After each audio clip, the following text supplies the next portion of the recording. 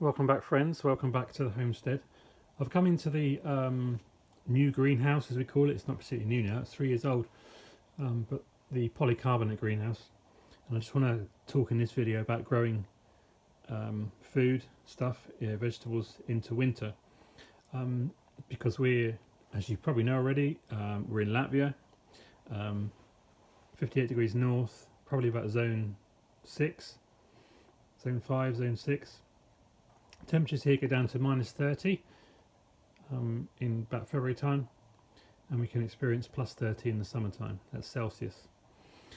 So one of the challenges this year has been growing food, trying to push the boundaries as to when we can and can't grow food, and to utilise, because of frosts and in temperatures, and utilise this greenhouse better.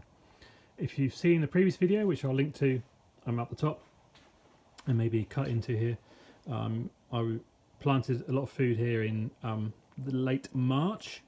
I think the video came out first week of April, but so I was that was getting stuff in early, which should have been sown indoors, probably February time. So what can we do in the winter? What can we grow food wise through the winter? And a lot of it's got obviously to do with what you want to grow, and then the specific species of that family. So I will talk a little bit about what's going on here, and then we'll look at the what I'm actually growing in here as well. So in terms of getting ready to grow and successional growing, you've got to be on top of things. So there's one thing that we weren't particularly well with here with the tomatoes. So obviously this greenhouse grows tomatoes during the summer, but what we weren't very quick on was getting the old tomatoes out and being a bit more ruthless. You've just got to be a bit ruthless, I think, because traditionally these greenhouses have only been used for tomatoes, so there's never been any rush to get the old plants out. And then, with your successional growing, you're going to have stuff ready to go in, or in the case of here, we have some stuff that was growing outside and we've brought it in here to protect it and let it grow through. So what have we got going on here? Well, we obviously grow stuff in the centre aisle predominantly, because that's going to be the warmest part of the greenhouse in terms of ground temperatures. However, we now want to start with the success of the experiment last year. We now want to, earlier this year. Next year I'll move stuff to the sides as well and see how we get on. But what we can grow during the winter, and give us a little bit of green sustenance. Clearly, what you can see here now is not going to sustain us through the winter, but it's going to add to our diets. And if you're looking at self-sufficiency, every little bit counts, and you've got to be on top of things and a bit ruthless and so on and so on. So here we've got lamb's leaf or corn salad, and it grows little plants like this, and it's really happy to grow through the winter months. And in fact, we grew this outdoors last year in the field, and had some nice harvest of it. Really, really sweet leaf. And when everything's covered in snow and you've got these sweet leaves, it's a really welcomed green, sweet taste. One thing I should say, and I should have pointed out at the start, obviously, is whilst everything in here I've talked about warmth, the battle here is with light, not necessarily warmth. So very soon we'll go to sub 8 hours of light. Dawn here is about 7:30, 8 o'clock, and it's dusk by 5. Well, 4 or 5 is getting, 4's getting dark, and sun's almost gone by 5. So we're losing already, really. But anyway, it will grow, and then you can pick harvests of it, and it's a really welcomed green taste. So that's corn salad, lamb's leaf. I don't know if you can get the seeds here in Latvia or across the Baltic states. I'm sure you can source it somewhere in Europe, maybe Germany.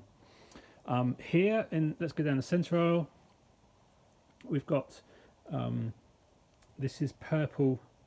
I've forgotten the name of it now. Purple sprouting broccoli, of course, purple sprouting broccoli, and it's been brought in here to vernalise, which is means to bring it in under the cold, so after the cold it will force the flower shoots up next spring, and that's what you're eating with the purple sprouting broccoli, the flowers. Now we could have left these outside, but the other thing is we need to protect them from the deer. So we have deer that come through here, and then they'll just help themselves to whatever when things are tough and there's not a lot of food about. So not so much to protect from the cold, but protect from deer. And you can see one's been nibbled by looks like a late caterpillar here, which has also been a problem. Spinach, we've got some spinach, and we could do a lot more spinach very easily.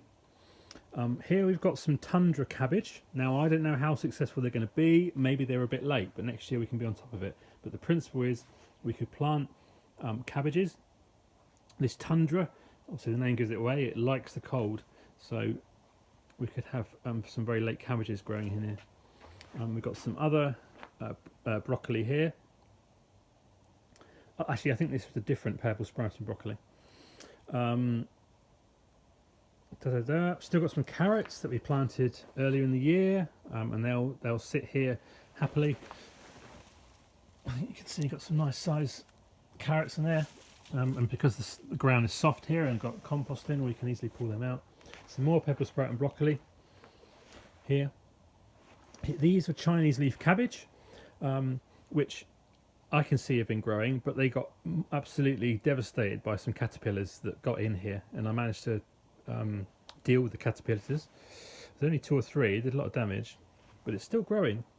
And again, if I'd been a bit more on top of it, maybe got them in a bit earlier, we could have full-size Chinese leaf cabbages here. So that's something very exciting for next year. Chinese leaf cabbage does not like the heat at all. Then we've got shard mangolds, as it's called in the rest of the world. We've got some here planted, and they'll grow slowly, and they'll happily grow through till spring. And there's a couple at the top there as well.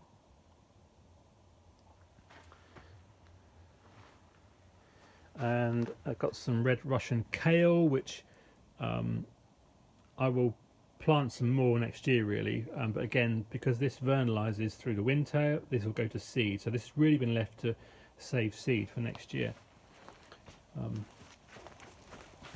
And that's pretty much it. So just want to show you really what we've got going on in the greenhouse. I will be covering these beds with leaves later this afternoon or tomorrow, so that the soil is protected over the winter, puts a nice bed on it and be ready to plant into earlier next year, so it doesn't tend to freeze down like it does outside here.